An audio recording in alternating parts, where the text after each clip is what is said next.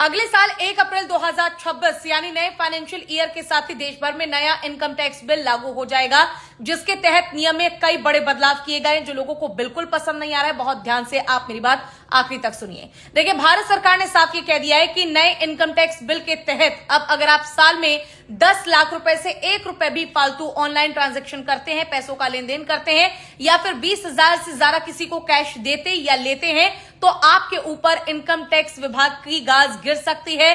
आपके घर से लेकर दफ्तर से लेकर हर जगह पर छापा इनकम टैक्स का पड़ सकता है।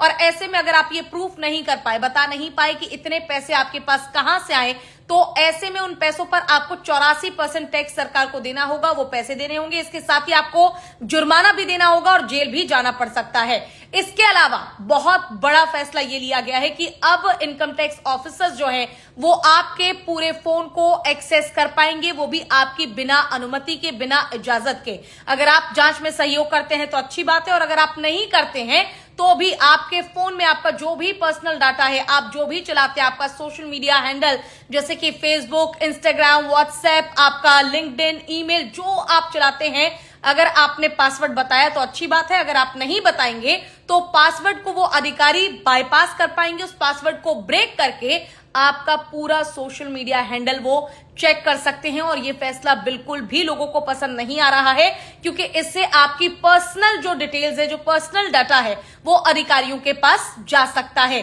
पहला इनकम टैक्स बिल था या जो नियम थे, उसके तहत सिर्फ अनुमति अधिकारियों को ये होती थी कि वो आपसे पूछताछ कर सकते थे और ज्यादा से ज्यादा आपके बैंक को फ्रीज कर सकते हैं, यानी बैंक अकाउंट को फ्रीज कर सकते थे।